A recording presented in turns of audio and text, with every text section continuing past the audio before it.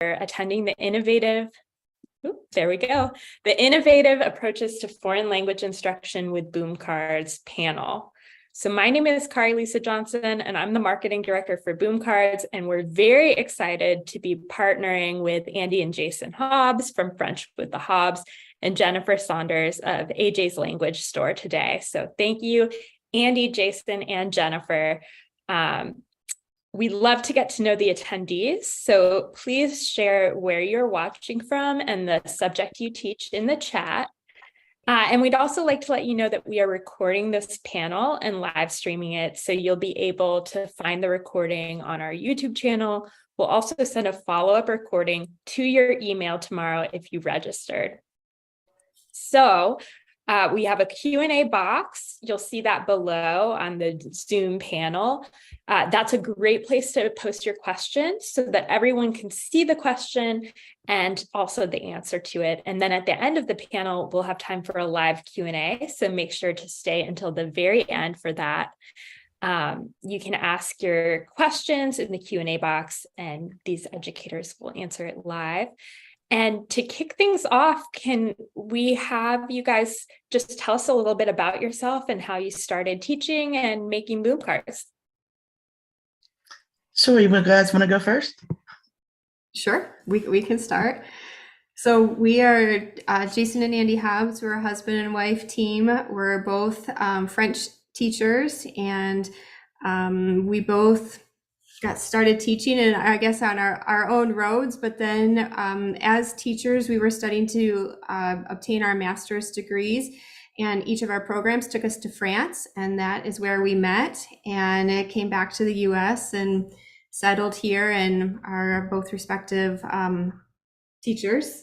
I'm at the university level, and Jason is at the high school level, and we started making Boom Cards really heavily during COVID. We had just a really strong need, as we know, distance learning to a way to keep students engaged. And so that is when we really started with Boom. And I have to give a shout out. If you want to see cute pictures of Jason and Andy in France, you can take a look at blog.boomlearning.com and see their love story unfold in pictures. So Jennifer, do you want to share a little bit about your background? Sure.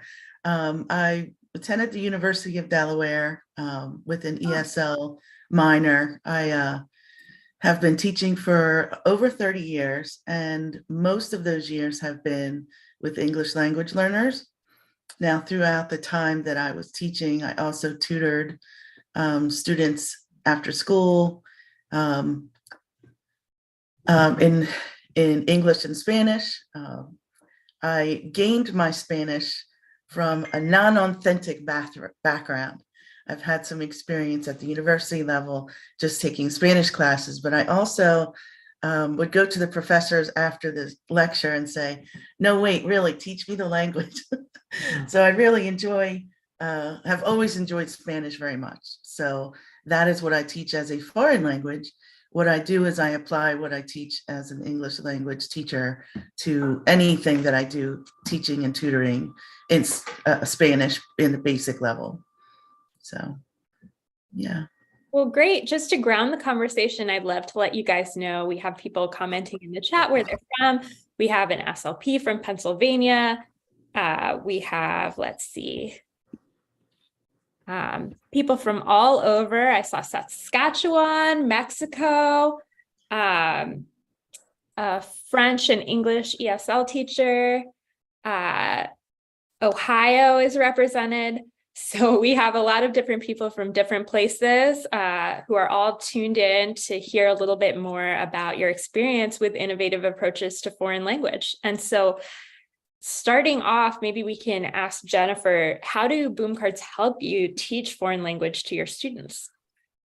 Oh, goodness gracious. You know, when I was young, I would ask my grandmother, how did you make that spaghetti, Grandma? And she would say, oh, I just kind of put it together and put it in the oven. And I would always think, well, that's not enough. And that's how I feel about Boom Cards, talking about how I do that. I do so many different things. And I absolutely enjoy doing it, and explaining it is a little harder than enjoying it, if you know what I'm talking about. Okay, so how do I use them when teaching? The first thing I do is I find out what the student knows, what the student doesn't know. If the student has, I have one student who, before taking Spanish with me, knew the numbers 1 to 10. And when I found that out, the 1 to 10 in Spanish, when I found that out, I could take that into a deck that included 1 to 10, but then also pushed the student to up to 20, and also provided reading those numbers as they are spelled.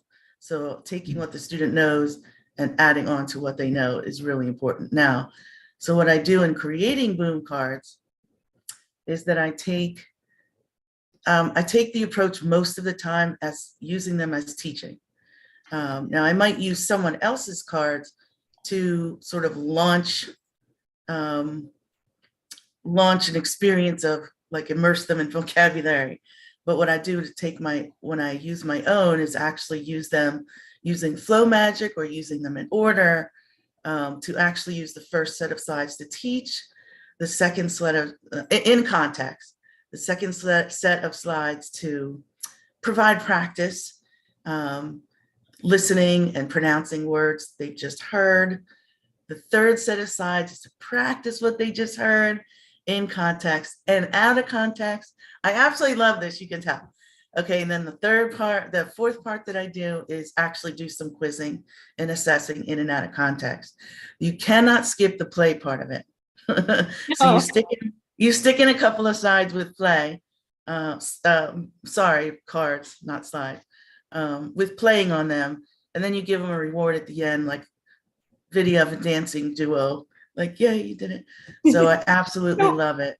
I have another follow-up question. When you teach the first time, like in those first 2 sessions that you mentioned, do you use an interactive smartboard, or how do you physically show it to the students? Well, I would use, when I physically show it to the students, it's using pictures that I might not find on Boom, but the scenario is the same. So, for example, teaching words in the bathroom is one of the decks I picked that I like the most, to show you later. And that is, so in the classroom, I created the experience of the bathroom with some realia, some things around the room that are from the bathroom, excluding the toilet and the sink. So you turn your classroom into an immersive bathroom experience. a little bit, just some props, not. And so anyway, then introducing vocab there, with cards and visuals and things like that. And then a couple of conversational things. But then I would really use the Boom deck that I created to really nail down the vocabulary and provide the practice. Then after the whole entire Boom deck, go back into the classroom, in the physical environment, and do either more and different conversational things with those items, or just practice what was in the Boom deck with those items. It depends on the level of my students.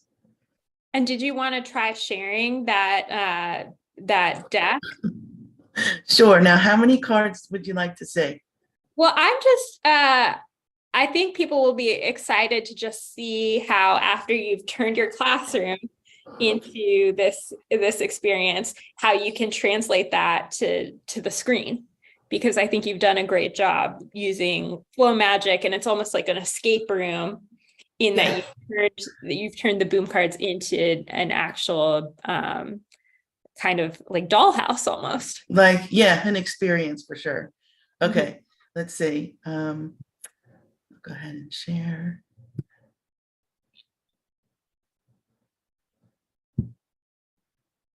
Okay, can you see my cards? Yes. Okay, great. So here is the menu. This isn't the very first slide. There was an intro slide saying, welcome to the bathroom. This is the menu slide, which is the second one. And so you can go, the students can pick which objects they'd like to learn, or the teacher can choose which objects to teach that day. The format is the same for each of the three sections of the bathroom. Now, students love, depending on the students, one student will cry out, you know, I want to do the soap on, let's do the plunger. It depends on the personality of the crowd that you're with. And if nothing else, you just pick. And so here's a preview of the words in English. This is actually a deck that teaches English. Or no, teaches Spanish, sorry. I actually did this both in English and Spanish. Two different. So you have it both ways. You have it for English learners. Yeah. Yeah, I do. And then I forget which one I'm looking at. I have to check. So yeah, here's the explore. Haz clic en cada objeto para escucharlo y leerlo en inglés. So I am teaching students whose first language is Spanish, and they are told to click on the objects. Shelf. Here's a video of a student using a mirror. Oh, nice. And he keeps combing his hair as we go through the bathroom. Towel. So you can put in sound effects. Shower head. Now, you're not actually making the curtain disappear. When you click, you're actually taking away a layer of a copy of a curtain. So you can use the feature to take away the curtain as opposed to make the words appear. There's a little trick to that. Curtain.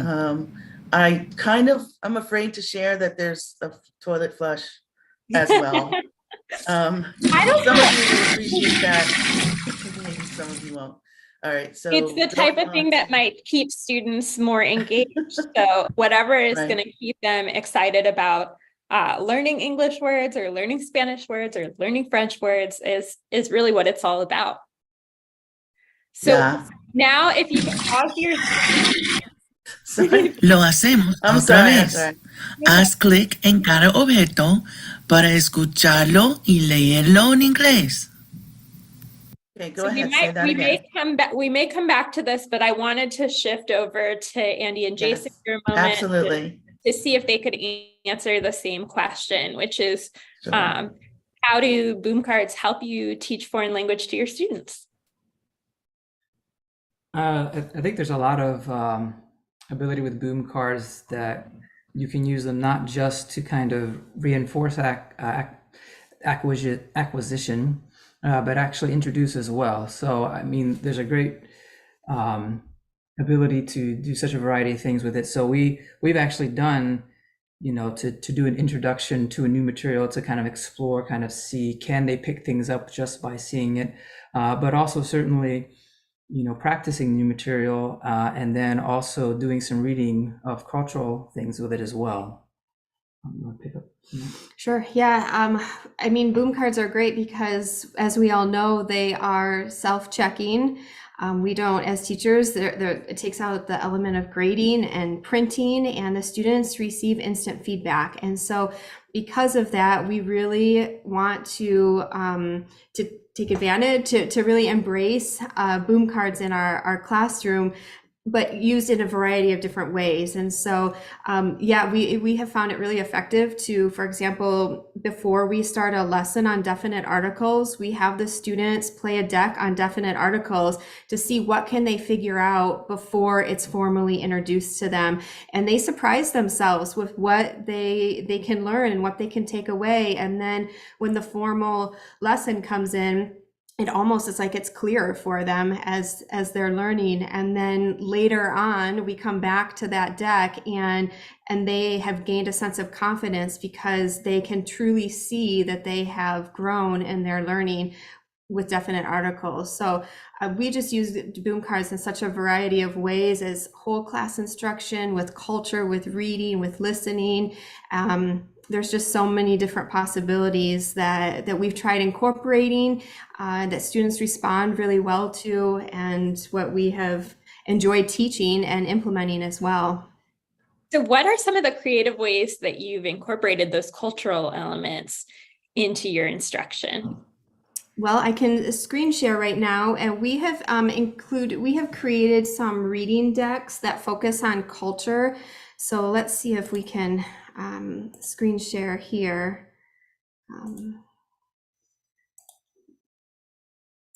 That's family. Okay, so here is a deck we have with Mardi Gras. This is for our intermediate and advanced learners, but you can see here that the students are introduced here. We want them to learn about a Francophone activity in the world, a celebration. And so they are introduced to these two gentlemen, and the students are led through a reading where they read the gentleman just talking about the celebration and what happens. One of the guys is from New Orleans and the other wants to learn more about it. And so the students will be taken through different questions, reading comprehension questions about that certain text. And here there's some multiple choice, and then with questions with images as well. And then they can always go back to the text as well as if they would like. And then the next section will be a different part of Mardi Gras, focusing on a different element of the celebration. And then again, we take them through different comprehension questions as well. So by the time that they're done, they've read a fairly long reading comprehension passage, but we broke it up into sections with different reading comprehension parts. And this is something that we do as a whole class even, or maybe with partner work, or taking it in just as an individual practice as well. So there's a lot of different ways that we would incorporate this, but this is something that we have found is helpful for culture and reading comprehension. What I love about this also is that you guys are based in the US, right? So being based in the US, you're talking about French culture right here within the US, where you have a lot of expertise. So I think that could be really interesting even for people all over the world to learn more about French culture in the US in this way. And the great thing about our really diverse population of publishers is that you have French speakers from Canada, French speakers in the US, from France, from different parts of Africa or other former colonies. So you really have a breadth of different voices that you can hear with the audio supports and different speakers to give you a better ability to listen and understand. That's true. There was a colleague or somebody that had used our decks, and the person responded and said that she wanted her students to hear different accents around the world, of different French speaking accents. And so that is true, because there's so many different accents all speaking though the same language and communicating together. Yeah, and it definitely, I remember, especially when you're learning, not necessarily from a native speaker, it can, in your class, let's say at school, it can be incredibly valuable to get a range of different voices from different countries and to be able to understand everyone, no matter what their accent is. So that's really valuable. I wanted to ask all of you, whoever wants to answer this one first, how can boom cards be used to create interactive and engaging foreign language lessons? So what elements really add to the engagement and interactivity? I'll go first if you want.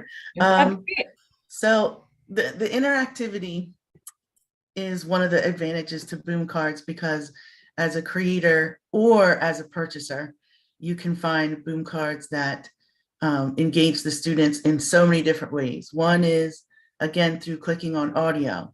And by the way, let me go back to what Andy said. I would love to do that. I'm going to do that in my classroom, getting different students the way they pronounce words and celebrating that more. Now I'm at the elementary level, but I just love that idea. I can't wait to use it. So back to the interactiveness. So I absolutely love that you can do click and drag, which is something that's that is the most popular movement that I've seen students want to do. They do like to click on answers and find that immediate feedback, but they love to manipulate things. So even even the feature where you're typing in an answer. They love that because they're actually doing something to contribute to what's happening on the screen, just like with any game. And the interactivity with regard to video is that you can choose to play a video that shows you something, which can be a reward or a representative video of what you're studying. At the end of my St. Patrick's Day deck, I have actual dancers doing Irish dancing. And that was from a YouTube video or some other video that actually it was a Pixabay video, and I downloaded it, and then I put it up on Vimeo, which you have to do. And then I downloaded the URL, uploaded that into Boom, and it's an actual video, which I was surprised that I could do it. But I'm glad that students have a chance with Boom, whether I purchase one or create one, that the interactivity is always there. You're either deciding what to click, you're deciding with back and forward buttons to go back and see something that you've seen before, but you'd like to hear it again on the last slide.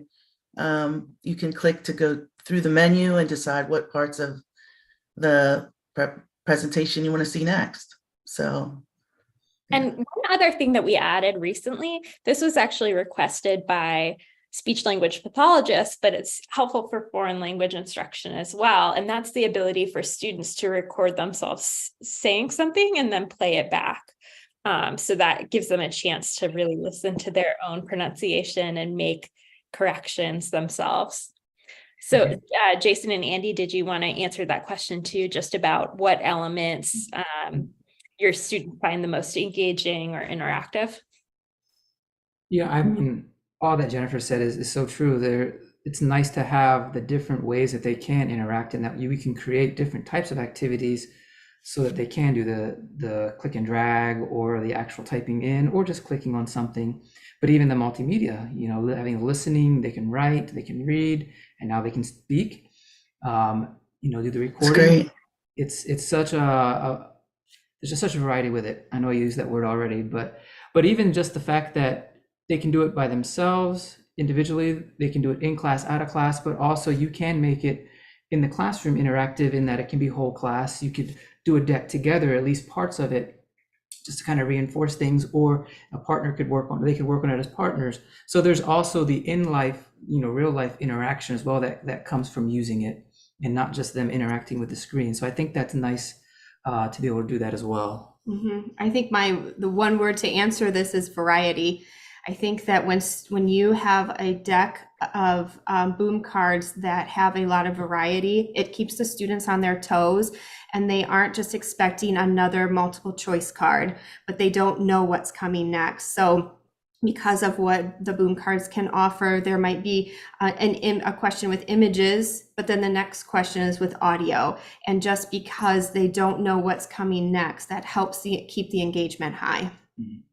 And we've heard it both ways, right? We've heard sometimes with special education or with younger students, it can be helpful to have the same format of the questions over and over again because they know what to expect.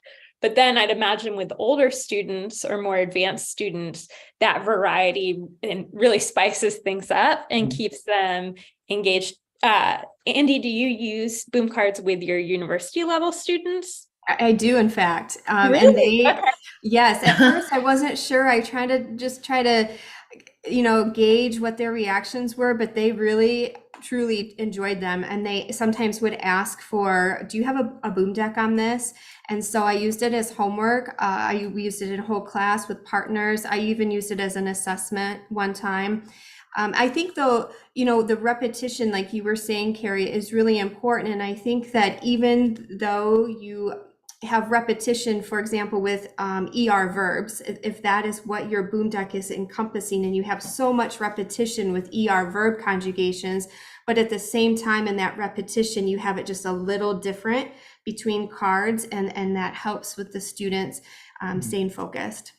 Yeah, and that's something that we do automatically in that that you can automatically have the questions scrambled so they're not always in the same position, or you can choose to hide the more advanced cards and start them off with like a set of 10 and then continue to get more advanced each time, or it could be more randomized. So we have all of those as choices, so the educator can kind of decide based on the individual class or the students and their preferences. But I didn't mean to cut you off. Jason, were you going to say something else?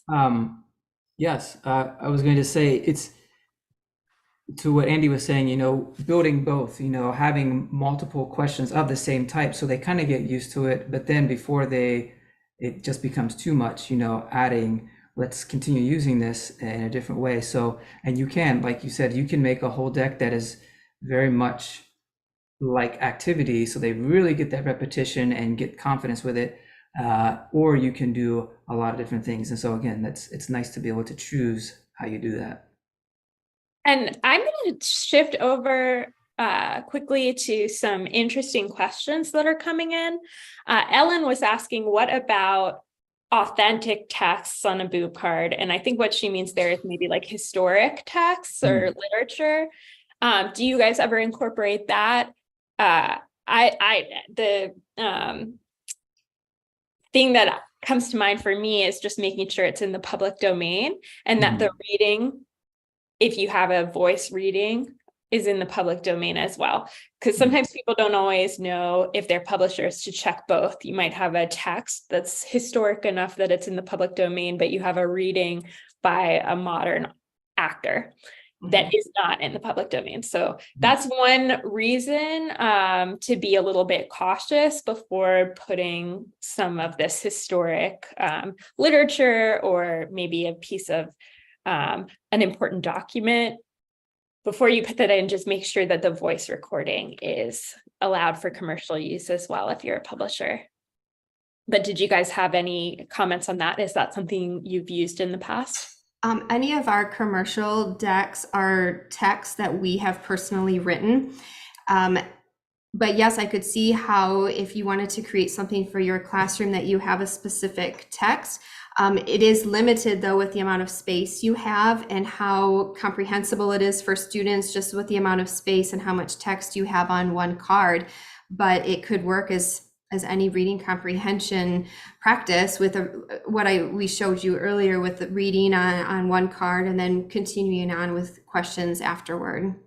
And one of the things that came up in another session that I was doing is that almost anything complex, so let's say you're doing the whole Declaration of Independence for English learners, can be broken down into smaller parts. So if you took it sentence by sentence and kind of worked on it that way, that would be a much more boom format friendly way to view it, as opposed to a big block of text, which would be pretty hard to see, especially if somebody is on their phone trying to do. It's overwhelming to have such a long text. And, if you ask your students to memorize a poem in the target language, you take it part by part, not just the entire poem. And so breaking it up into pieces is definitely more effective and helpful.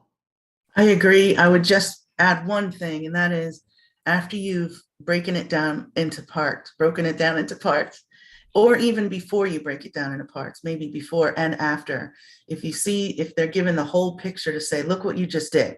You just did all of this. And now if we're in the classroom in person or even virtually, you can take them into, okay, so what's the basic idea of the entire thing that we just took apart and studied? That can be an extension of the boom card, the boom deck. I agree with everything you said, for sure. Yeah. So we also got another question. Can you show us an example of how you would pre-teach a concept? And I think there we're getting into the idea of maybe formative assessments, because I think what you were saying before was that you might do a pre-test or a pre-evaluation to see how much the students know. Like, let's say you're teaching a Spanish 2 class. You might want to know how much did they really carry over after a whole summer from their Spanish 1 experience. Right. So you might do a pre-assessment, or correct me if I'm wrong. Does pre-teaching make sense to you as well using boom cards? I would say you certainly can do kind of as a review. Like I like that idea of, coming back from summer break, and doing it that way.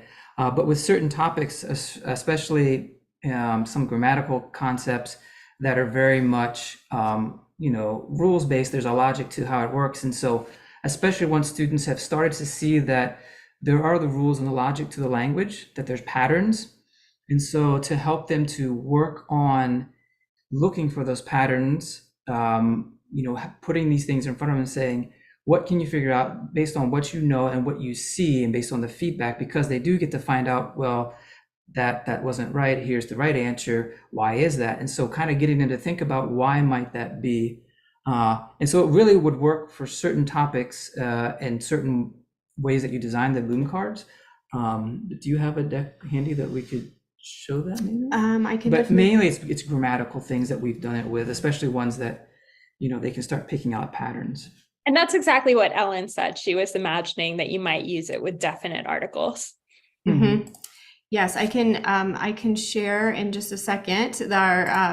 Maybe if Jennifer has an answer or something to add while I pull up our definite articles. Well, I also have another question while you're looking that up. But Jennifer, if you did have something to share, feel free. Yeah, I just wanted to add that good teaching is good teaching. So if you're using the Boom deck as a preview or a post-assessment or something in between, if you're previewing, you're using authentic tries by students to sort of informally assess what they need anyway.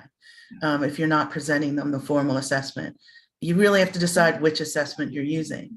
But if you're previewing in class physically, there are different ways to do that. You can have props, realia, just a presentation of some kind to lead you into the Boom deck, or use the Boom deck to lead you into a lesson.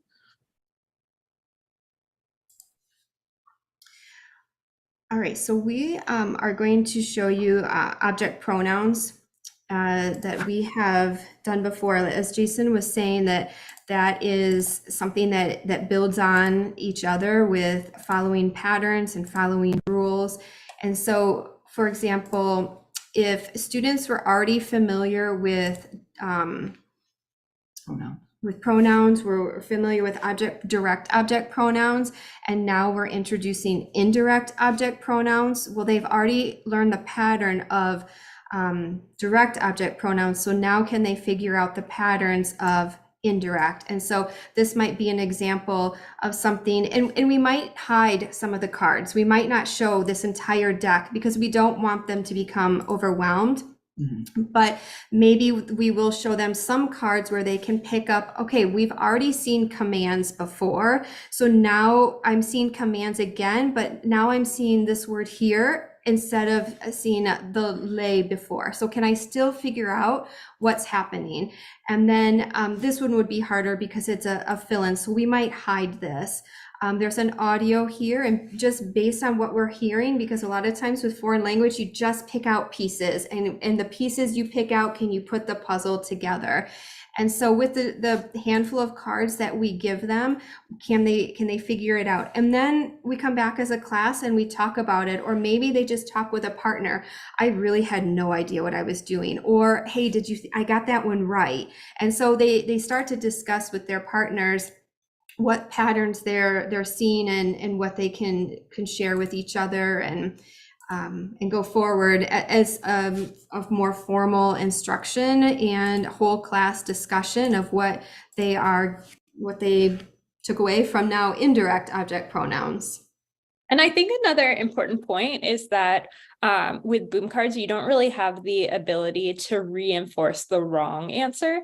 Like if you imagine you were doing worksheets or something like that, you could really practice doing something the wrong way a lot of times before you get that feedback that actually this is the pattern.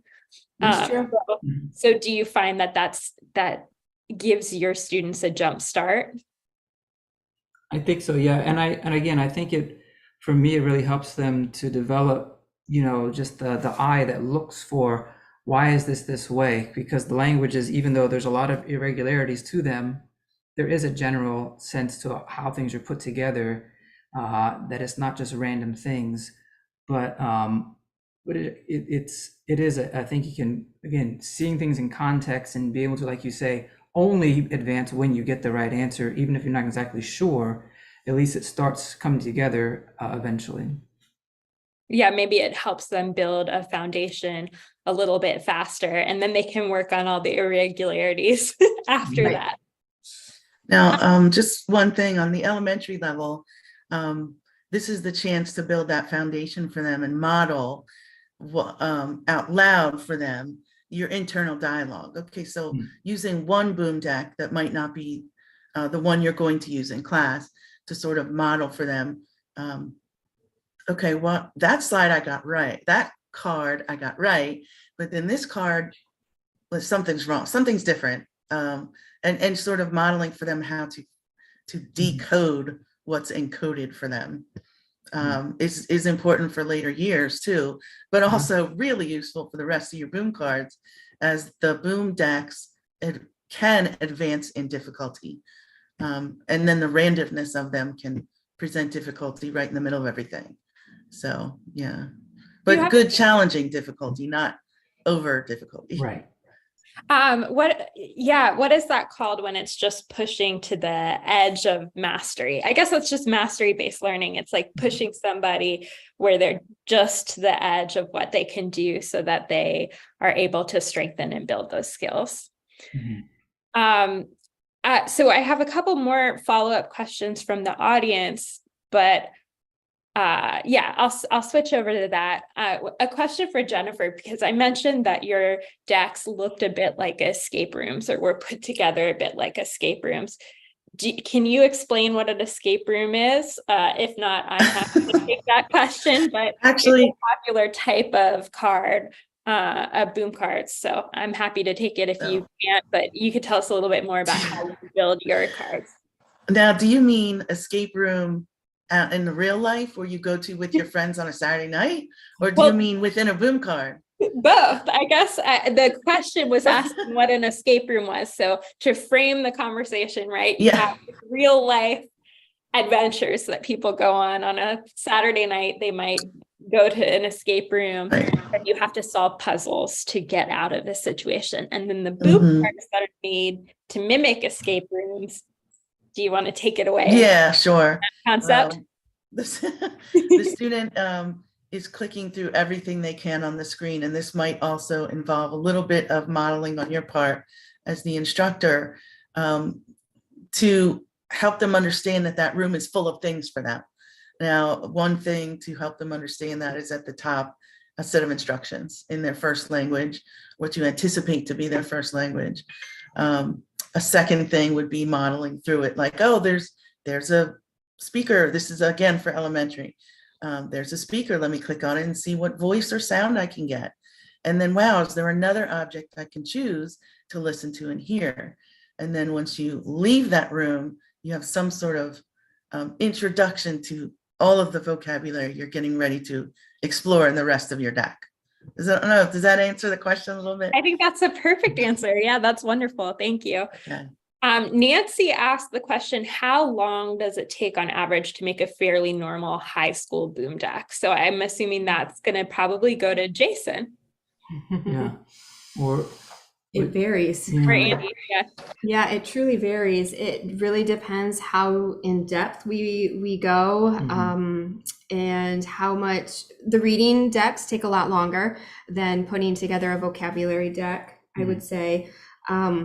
We're also pretty meticulous, and so we like our decks done just right, and we have a goal in mind, and how are we meeting that goal so our students will meet that goal. I will say it's a little slower, at the beginning, but then once you start getting into your rhythm, then it picks up a little bit. So, and I would say that you're also professional publishers. So if you're privately publishing for your own classroom, you might be able to get just as much traction without a lot of attractive graphics, but instead using like a picture of your class pet or something like that. You may be able to drive the excitement and engagement without having professional level graphics. Right. And also it's quicker if you already have one deck, you can just copy that deck and then modify. So if I'm starting from scratch and there's a learning curve, I mean, I don't want to scare people, like maybe 45 minutes to an hour, but then once you start getting faster, then, and you're not worried about aesthetics, then it can go, 30 minutes. It really just depends on your style, but would that be fair? 30 Yeah. to 60? And again, what elements you're putting into it. Right. Obviously, if you're going to add audio, you got to factor in the time to record audio. But again, it's also something that, the learning curve. But yeah, I think that's realistic. And a reminder, you don't have to make everything from scratch. If No. you're Right. if you know that you're teaching a certain lesson tomorrow, you can shop the store and Jennifer, do you want to explain how you would go about shopping the Boom store for a material if you wanted to purchase something? Sure, I would definitely use the search for one thing, but then there's a certain amount of caution. You really want to preview each deck that you either are going to purchase or use as a freebie, because you want it to have what you want it to have. Yeah, that's all I was thinking. So to give a little bit more information, you mentioned freebies, and you can sort by price, so you could find the lowest cost items. But as you said, a lower cost item might not have as much depth of content, so it might only be 5 cards because it's a freebie, whereas there's another deck that has 50 cards that's going to really be more comprehensive, but it might cost more money. Well, yeah, and sometimes you just want simple. Sometimes you want one of those that costs $1 and it sort of hits the mark for you getting ready for another deck or for your lesson or closing out a lesson. I want to build on what others were saying before about when you have a skill, and you master some of it, then adding on to that with new experiences that aren't as stable. So you've got that pattern that repeats, just what you were saying earlier. I just want to emphasize that it's really important to sort of bring them to that next level, but not in such a tense way. Just having mastered a certain pattern of question making. Then if you're getting a new boom deck to use as sort of a follow-up, that could present other patterns that are just foreign to you, but you've got a basis of vocabulary or skill to bring into that next strange boom deck. And so you can really have fun with that. Yeah, I'm sorry, I didn't mean to interrupt you. Go on. No, go ahead. So what I was going to say is also that you could take a chance and find a more advanced deck and then go through and physically hide the cards. And you would do that just in the drop down where you would normally go to assign the deck. And we can also, I'm going to have one of our helpers add the link with instructions on how to hide cards, but you might hide a good number of cards in this more advanced deck and only show the student the immediate building blocks on the pattern that they already know. And then you might come back to that deck, a month later when they've learned that second pattern so that they can answer a whole nother set of questions within that same deck.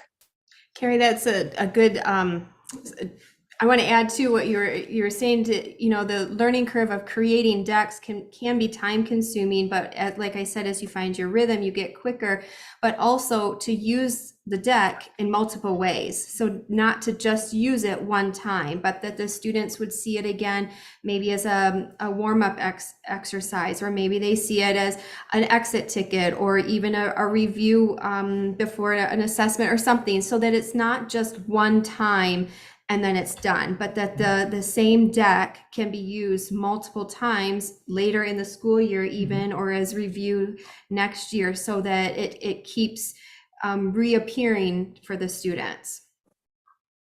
I agree. Yeah, Patrice asked, as an SLP, I search for the goal I am addressing.